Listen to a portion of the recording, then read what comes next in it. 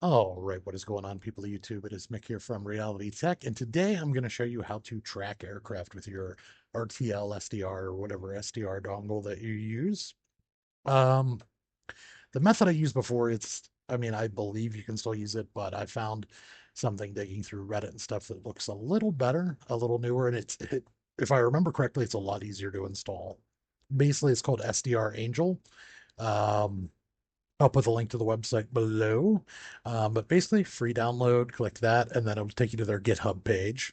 And there is a Windows version, Mac, and I believe there's also one for Ubuntu as well. But I'm on Windows 11, so we're going to use the Windows installer, and we'll download that.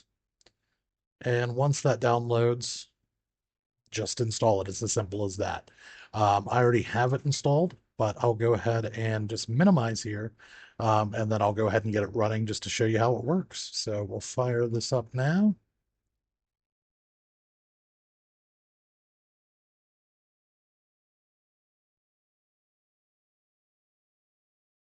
And there's a couple settings you will want to choose.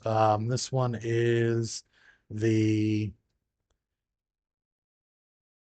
ADSB demodulator. And basically it just configures the device automatically.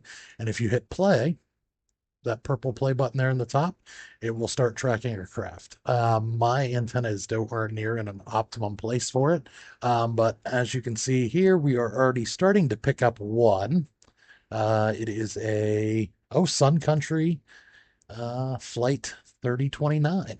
Um, and yeah, like I said, it was pretty simple to install. The configuration was almost none to get this going. Um, yeah, I definitely recommend this if you want to track aircraft with SDR. But if you have any questions, anything like that, feel free to put them below. And I hope you guys have a great evening.